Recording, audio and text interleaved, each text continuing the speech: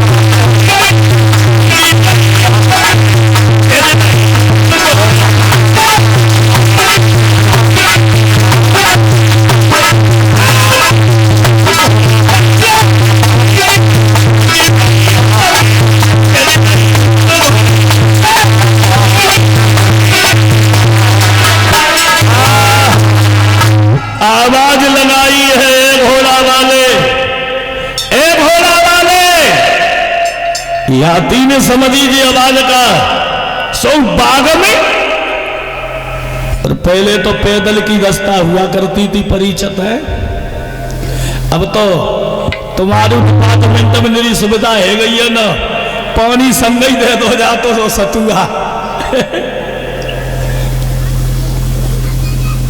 अब तो सब कुछ बदल गया। बोलिए गोविंद भगवान की। कहने का मतलब है कहानी कुछ और हो जाती है। कहानी यह हो गई कुआ से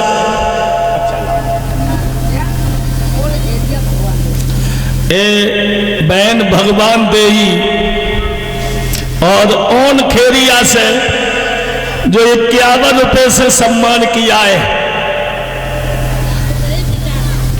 तो एक बड़ाई तो था हुआ है। बोलिए गोविंद भगवान की। कहने का मतलब है रस्सी को डाला कछ तो चढ़ी आई, और जब ना चढ़ोगा तो हाथ पकड़ के ऊपर करो है। पूछने लगे तुम्हारा नाम क्या है? अरे कौन पिता की लाडली अरे मेरी प्यारी, और कहा तुम्हारो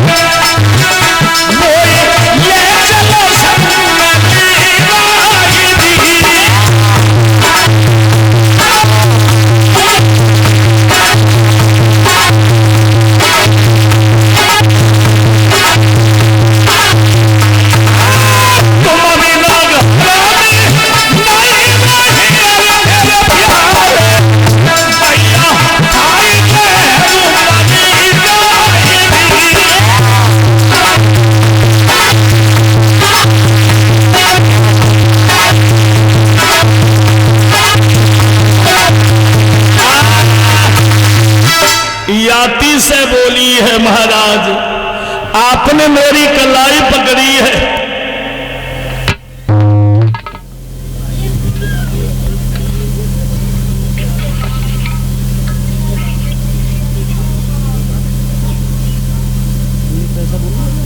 जब जू कही है कि महाराज तुमने मेरी कलाई पकड़ी है और अब मैं तुम्हारे बिना घर नहीं जाऊंगी। याती सोचने लगे जू अच्छी बीमारी लग गई है जी, अच्छी बीमारी है। अरे कुआं में रो रही चिल्ला रही तो कुआं से बाहर कर दो। अब तुम्हारे संग ब्याह और कत्त फिरे, जो बोले सो साकर खोले, जो रास्ता बताए सो कन्न और जा। बोली महाराज अब मैं घर नहीं जाऊंगी। बोली